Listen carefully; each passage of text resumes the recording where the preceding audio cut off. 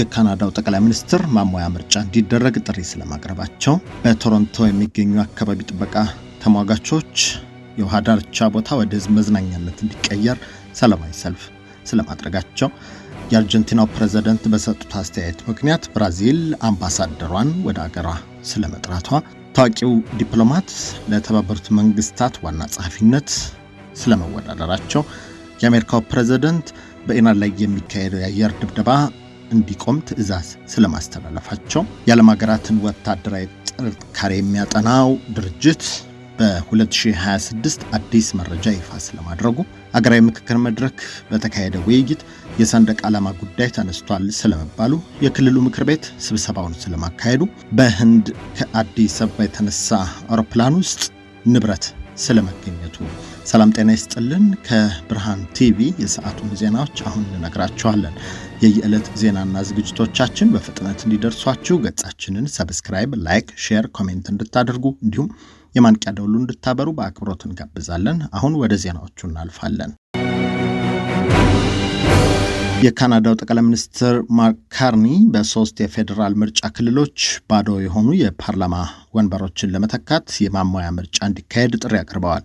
ጠቅላይ ሚኒስትር ማርክ ካርኒ ይፋ ባደረጉት ውሳኔ መሰረት በኦንታሪዮ፣ ኬቤክና ብሪቲሽ ኮሎምቢያ ግዛቶች በሚገኙ የምርጫ ክልሎች የሚካሄደው ይህ የማሟያ ምርጫ ነሐሴ 25 ወይም ደግሞ ኦገስት 31 ይካሄዳል ተብሎ ይገመታል። ድምፅ የመስጠት ሂደት የሚካሄድባቸው ሶስት የምርጫ ክልሎችን በኦንታሪዮ ቢችስ ኢስት ዮርክ፣ በኬቤክ ቺኮቲሚ ሊፎርድ፣ በብሪቲሽ ኮሎምቢያ ኖርዝ ቫንኩቨር ካፒላኖ ናቸው ተብሏል። እነዚህ ወንበሮች ክፍት ሊሆኑ የቻሉት አባላቱ በተለያዩ የፖለቲካና የዲፕሎማሲ ስራዎች በመሰማራታቸው ምክንያት ነው የተባለ ሲሆን የቅድመ ድምፅ መስጠት ሂደቱ ደግሞ ከነሐሴ 15 እስከ 18 ባሉት ቀናት ውስጥ እንደሚከናወን ተገልጿል። የማሟያ ምርጫው በካናዳ ሕዝብ ዘንድ አሁን ያለውን የፖለቲካ ድጋፍና የኃይል ሚዛን ለመለካት በፓርቲዎች ዘንድ ከፍተኛ ትኩረት ተሰጥቶታል። ወንበሮቹ ክፍት የሆኑበትም በነባር የፖለቲካ ሹመት እንቅስቃሴዎች ምክንያት ተብለው ቢተጠቀሱትም በቢቸስ ኢስት ዮርክ የቀድሞው የሊበራል ፓርላማ አባል ናቴ ኤርስኪን ስሚዝ ለክልል ፖለቲካ እጩ ለመሆን በመልቀቃቸው፣ በቺኮቲሚ ሌፎርድ የቀድሞ የኮንሰርቫቲቭ የፓርላማ አባል ሪቻርድ ማርቴል ወደ ሴኔት በመሾማቸው፣ በኖርዝ ቫንኩቨር ካፒላኖ የቀድሞ የሊበራል ሚኒስትር ጆናታን ዊልኪንሰን የአውሮፓ ህብረት የካናዳ አምባሳደር ሆነው በመሾማቸው ምክንያት ነው። የድምፅ መስጠት ሂደቱ እንደተባለውም ከኦገስት 21 ቀን እስከ ኦገስት 24 የሚካሄድ ሲሆን እነዚህ ምርጫዎች በፓርላማ ውስጥ ያለውን የኃይል ሚዛን ለመጠበቅ ለገዢው ሊበራል ፓርቲም ሆነ ለተቃዋሚዎች ከፍተኛ የፖለቲካ ውድድር ይደረግባቸዋል ተብሏል። በካናዳ የሚገኙ የአካባቢ ጥበቃ ተሟጋቾችና የከተማ ነዋሪዎች የቢሊ ቢሾፕ አየር ማረፊያ የሚገኝበት የውሃ ዳርቻ ቦታ ወደ ህዝብ መዝናኛ ፓርክነት እንዲቀየር የሚጠይቅ ሰላማዊ ሰልፍና የበዓል ስነስርዓት አካሂደዋል። ሲቢሲ ኒውስ እንደዘገበው ሰልፈኞቹ የኤርፖርቱ አገልግሎቱን የሚጠናቀቅበት እንደ አውሮፓውያን አቆጣጠር 2033 ቦታው ታድሶ ለህዝብ ክፍት የሆነ ትልቅ አረንጓዴ ፓርክ እንዲሆን ጥሪ አቅርበዋል። ተሟጋቾቹ እንደሚሉት አየር ማረፊያው በሚፈጥረው የድምፅና የአካባቢ አየር ብክለት ምክንያት የአካባቢው ነዋሪዎችና የተፈጥሮ ሀብት ጉዳት እየደረሰባቸው ይገኛል። ቦታው ወደ ፓርክነት ከተቀየረ ግን ለከተማ ነዋሪዎች ሰፊ የመዝናኛ ስፍራ ከመፍጠሩም በላይ ለከባቢ አየር ጥበቃ ትልቅ አስተዋጽኦ ይኖረዋል ብለዋል። በሌላ በኩል የአየር ማረፊያው አስተዳደርና የንግዱ ማህበረሰብ አካላት ኤርፖርቱ ለቶሮንቶ ኢኮኖሚና ለትራንስፖርት አማራጭ ከፍተኛ ጥቅም እየሰጠ እንደሚገኝ በመግለጽ አገልግሎቱን እንደሚቀጥል እንደሚፈልጉም ተነግሯል። ይህ የውሃ ዳርቻ ቦታ ወደፊት ምን መሆን አለበት የሚለው ጉዳይ በቶሮንቶ ከተማ ምክር ቤትና በነዋሪዎች ዘንድ ከፍተኛ የፖለቲካና ማህበራዊ ክርክር ማስነሳቱን ቀጥሏል። የአርጀንቲናው ፕሬዝዳንት የሰጡትን አስተያየት ተከትሎ ብራዚል አምባሳደሯን መጥራቷ ተሰምቷል። የአርጀንቲናው ፕሬዝዳንት ሃቪየር ሚሌይ የሰጡትን አስተያየት ተከትሎ ብራዚል በአርጀንቲና የሚገኙ አምባሳደሯን ለተጨማሪ ማብራሪያ ወደ ሀገሯ መጥራቷን አስታውቃለች። የአናዶሉ ዜና ኤጀንሲ እንደዘገበው በሁለቱ ጎረቤት ሀገራት መካከል ያለው ዲፕሎማሲያዊ ውጥረት የከረረው የብራዚሉ ፕሬዝዳንት ሉዊስ አናሲዮ ሉላ ዳ ሲልቫ አርጀንቲናዊው ባልደረባቸው ሚሌይ ቀደም ሲል ለሰጧቸው ግላዊና የፖለቲካ ትችቶች ይቅርታ እንዲጠይቁ ማሳሰባቸውን ተከትሎ ነው። ይሁን እንጂ ፕሬዝዳንት ሚሌይ ይቅርታ ለመጠየቅ ፈቃደኛ ለመሆናቸውን እና በሰጡት አስተያየት እንደሚጸኑ መናገራቸውን ተከትሎ የብራዚል የውጭ ጉዳይ ሚኒስቴር መስሪያ ቤት አምባሳደሩን ለምክክል ወደ ብራዚሊያ መጥራቱን ይፋ አድርጓል። በሁለቱ መሪዎች መካከል ባለው የፖለቲካ ርዕዮተ ዓለም ልዩነት ምክንያት የተፈጠረው ይህ አለመግባባት በደቡብ አሜሪካ ሁለቱ ግዙፍ የምጣኔ ሀብት ባለቤት የሆኑ ሀገራት መካከል ያለውን የሁለትዮሽና የንግድ ግንኙነት አደጋ ላይ ሊጥለው ይችላል የሚል ስጋት ፈጥሯል። ታዋቂው ኡጋንዳዊ ዲፕሎማት ኦላራ ኦቱኑ የተባበሩት መንግስታት ድርጅት ዋና ጸሐፊነትን ለመያዝ በውድድር ውስጥ መካተታቸውን ይፋ አድርገዋል። እንደ አፍሪካ ኒውስ ዘገባ ቀደም ሲል በተባበሩት መንግስታት የህፃናትና የጦርነት ሁኔታዎች ልዩ መልእክተኛ እንዲሁም የኡጋንዳ የውጭ ጉዳይ ሚኒስትር ሆነው ሲያገለግሉ የነበሩት ኦላራ ኦቱኑ ድርጅቱን በዋና ጸሐፊነት ለመምራት ፍላጎት እንዳላቸው አስታውቀዋል። እድሜያቸው 75 ገደማ የሚገመተው ዲፕሎማቱ የተባበሩት መንግስታት ድርጅት በአሁኑ ወቅት የገጠሙትን ዓለም አቀፋዊ የጂኦፖለቲካዊ ውጥረቶች የጸጥታና ሰላም ማስከበር ፈተና ለመወጣት የረጅም ጊዜ የዲፕሎማሲ ልምዳቸውን ለመጠቀም መዘጋጀታቸውን ገልጸዋል። የአሁኑ የተባበሩት መንግስታት ዋና ጸሐፊ ፖርቱጋላዊው አንቶኒዮ ጉተረሽ የአገልግሎት ዘመናቸው በመጠናቀቅ ላይ የሚገኝ በመሆኑ ቀጣዩን መሪ ለመምረጥ የሚደረገው የፖለቲካና ዲፕሎማሲያዊ ውድድር እየተፎካከሩ ይገኙበታል። የኦላራ ኦቱኑ እጩነት ከአፍሪካ አህጉር የሚቀርቡ ተፎካካሪዎችን ቁጥር ይጨምራል የተባለ ሲሆን በተባበሩት መንግስታት ድርጅት የደህንነት ምክር ቤትና የጠቅላላ ጉባኤ አባላት ዘንድ ከፍተኛ ትኩረት ማግኘቱም ተሰምቷል። በኢራን ይካሄድ የነበረው ድብደባ ጊዜያዊ እረፍት እንዲሰጠው መታዘዙ ተሰምቷል። የአሜሪካው ፕሬዝዳንት ዶናልድ ትራምፕ በኢራን ላይ ይካሄድ የነበረው የአየር ድብደባ ጊዜያዊ ፋታ እንዲያገኝ ማዘዛቸውን ተከትለው ፓኪስታንና ካታር በሁለቱ ሀገራት መካከል ያለውን ውጥረት ለማቃለል የሚያደርጉትን የዲፕሎማሲ ጥረት ማፋጠናቸው ተነግሯል። የአናዶሉ የዜና ኤጀንሲ እንዳስነበበው ዘገባ ከሆነ የፓኪስታን የመንግስት ምንጮችም ተጠቅሰውበታል። በዚሁ ዘገባ ሁለቱ ሀገራት ለሁለት ሳምንት የዘለቀውን ወታደራዊ ግጭት ለማስቆም ከፓኪስታንና ከካታር የቀረበላቸውን የጋራ የመፍትሄ ሀሳብ ላይ ምላሻቸውን አስተላልፈዋል።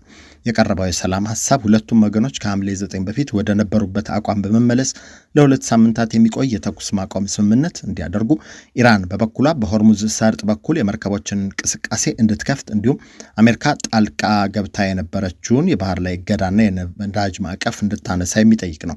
ምንም እንኳ ሁለቱም ወገኖች ለዲፕሎማሲያዊ ንግግር በጎ ምላሽ ቢያሳዩም አስታራቂዎቹ ሀገራት በሁለቱም ወገኖች ያሉ አክራሪ የፖለቲካ አካላት የተኩስ ማቆሙን እንዳያስተጓጉሉት ስጋት እንዳላቸው ገልጸዋል።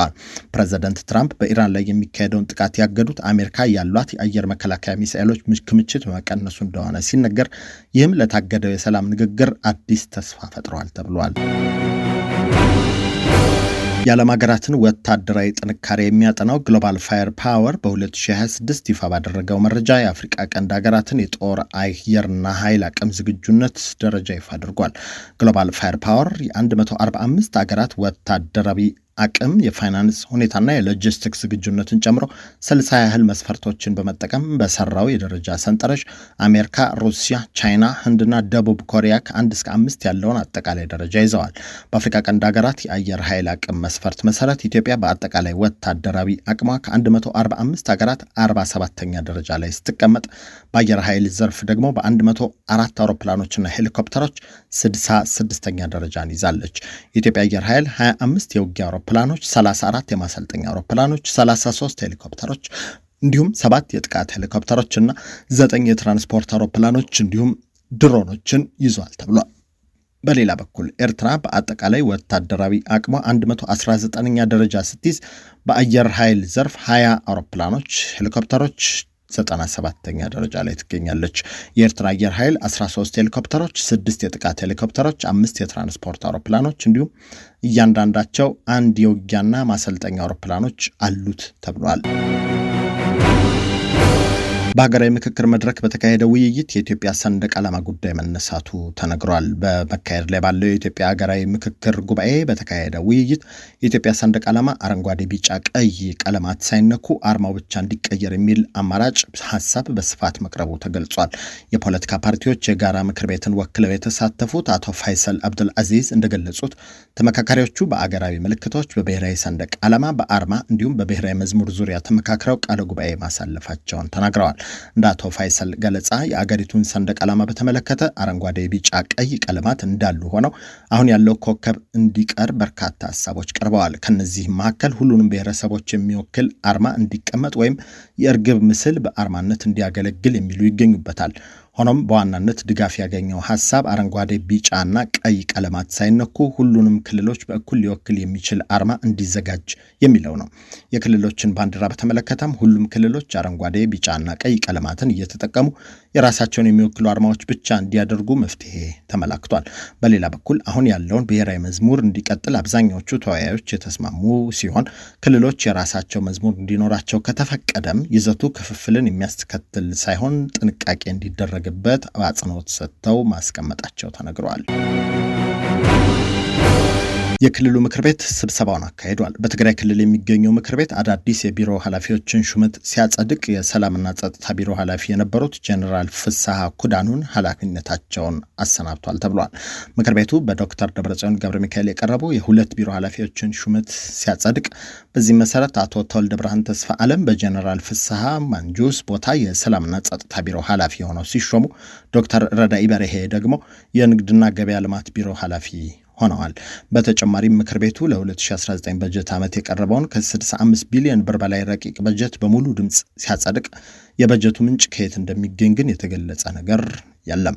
በሌላ በኩል ምክር ቤቱ የጠቅላይ ፍርድ ቤት የዋና ኦዲተርና በትግራይ መገናኛ ብዙሃን ኤጀንሲ የቀረቡ ሪፖርቶችን የቀጣይ አቅጣጫዎች ተወያይቶ አጽድቋል። የምክር ቤት አመራሮች፣ የቋሚ ኮሚቴ አባላትና የህገ መንግስት ትርጉም አባላትን ሹመት መጽደቁም ተሰምቷል። በጥፋተኝነት የተከሰሱ ዳኞችም ከስራ እንዲሰናበቱ ውሳኔ መተላለፉ ተሰምቷል። በህንድ ከኢትዮጵያ የተነሳ አውሮፕላን ውስጥ የተሰረቀ ንብረት ስለመገኘቱ ተሰምቷል። በህንድ ሙምባይ ከአዲስ አበባ በተነሳ አውሮፕላን መጸዳጃ ቤት ውስጥ በግምት 2.1 ሚሊዮን ዶላር የሚያወጣ 12 ኪሎ ግራም ወርቅ በድብቅ ያስገቡ 3 ኢትዮጵያውያን በቁጥጥር ስር መዋላቸው ተሰምቷል። የህንድ የገቢዎች ደህንነት ባለስልጣናት እንደገለጹት አህመድ አብዱራህማን፣ መሐመድ አብዱራህማን እና ጀሚል ኑሪ መሐመድ የተባሉት ተጠርጣሪዎች የተያዙት አውሮፕላኑ ሙምባይ እንደደረሰ በተደረገ ድንገተኛ ፍተሻ ነው።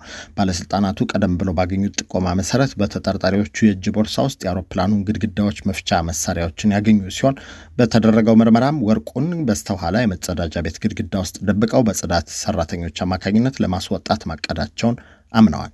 ፍተሻውን ተከትሎ 6 የወርቅ ባር ብረቶች የተገኙ ሲሆን ተጠርጣሪዎቹ የህንድን ህግ አናውቅም ቢሉም ፍርድ ቤት በቁጥጥር ስር ውለው እንዲቆዩ ብይን አስተላልፎባቸዋል ተብሏል።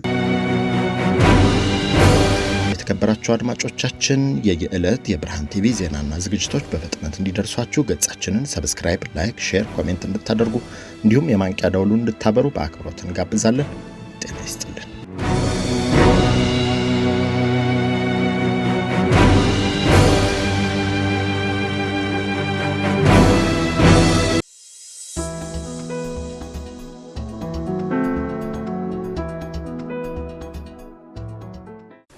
Are you a young person trying to figure out your next move?